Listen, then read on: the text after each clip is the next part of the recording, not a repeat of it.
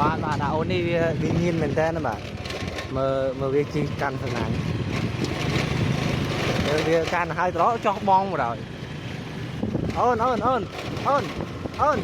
ផ្ដាច់ទៅអូនញៀនឯងណែផ្ដាច់ទៅជីបតែរឿងបែកវិញ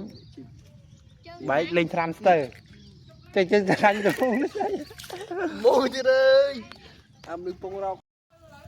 ចូលទៅចូលទៅចូលមូលពូវែងនោះអភីវ៉ាមានអីសស្ទង់នឹងស្នាញ់ភីបានបាន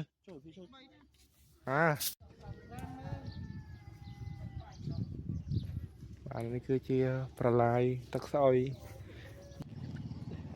ចូលបាត់ហើយឡាយហាក់ចូលបាត់អើយចូលមួយចូលនេះតឹងពឹ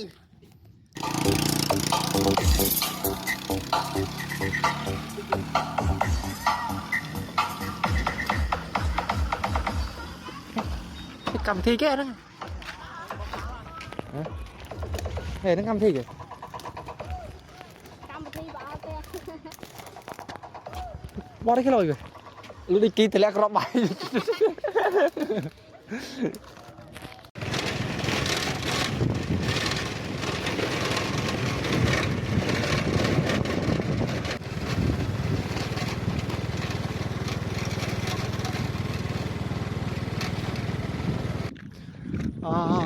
ទុំជានខ្មែរ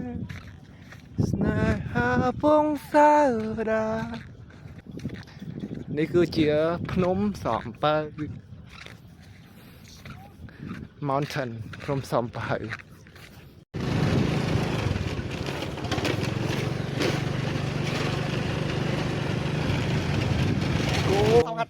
អត់តំហេតុផលអ្នកត្រីធំពេកហើយសណាញ់កាឡាតូចទៀត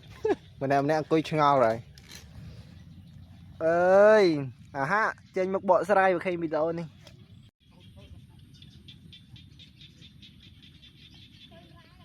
កុកសស្គូកុកសភាពនៅស្រុកស្រែបាទអ្នកនរគ្នា